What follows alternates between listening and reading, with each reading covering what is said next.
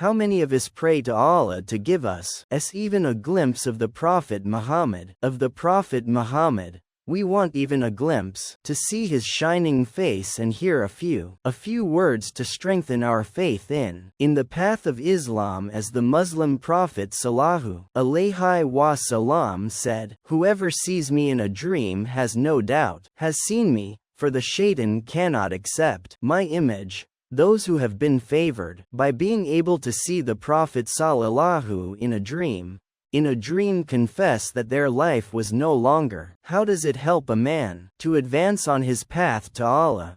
Imagine if one day, in the morning, the Prophet himself, "Last night I saw you in a dream here." You have to remember that the dreams of the prophets are not our dreams at all. They are always things, or a revelation from Allah. Shortly after he died and converted to Islam, he began to dream. One morning the Prophet Sallallahu Alaihi Wasallam said, "When I was sleeping, I saw myself in paradise. I saw a woman performing ablution, wudu, by the palace of pure gold. I asked whose palace it was, and they told me, belonged to Umar ibn al-Khattab, the Prophet. I remember in my dream I turned away from this woman, remembering how high and perfect the Prophet is. Even in snow, began to weep. Let him be brought. How can I be jealous of you?" The Prophet Sallallahu Alaihi Wasallam again saw the Amora in a dream. This time he was vividly demonstrated the depth of faith in Umar. The Prophet Sallallahu Alaihi Wasallam said, "While I was sleeping, I saw people appearing before me in their shirts. Some of them had their shirts up to their chests, and some of them were even shorter. Then Umar appeared in my dream wearing a long shirt, part of which was dragging behind him on the ground." The companions asked, "How do you interpret this dream, O Messenger of Allah?"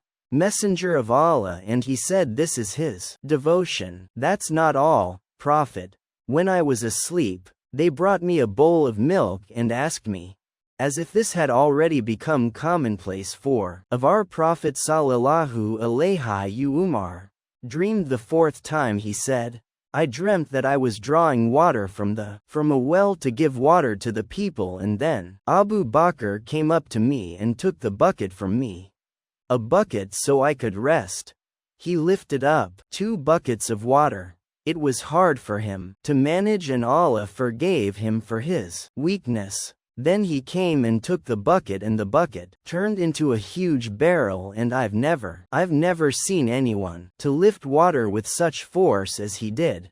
And he kept drawing water until the people who had had enough to drink went away, and the well was full of water."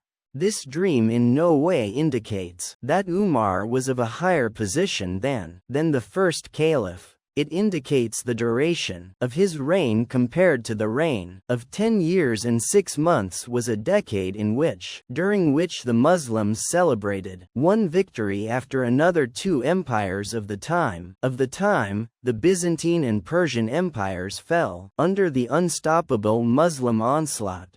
States that we today don't even count, like the Egyptians of Iraq, were also liberated. Islam, which only a short time ago was threatened with annihilation in the Badr Plain, in just a few years has rapidly became a superpower in this context. The Prophet Muhammad's dream came true. Sallallahu Alaihi Wasallam about how he was drawing water from a well.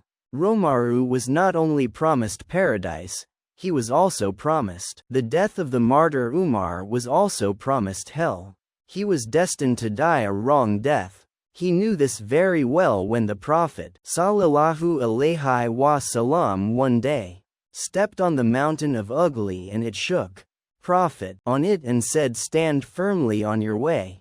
The Prophet Muhammad. And as for the 2 martyrs, from that moment it was only a matter of time until he met his death.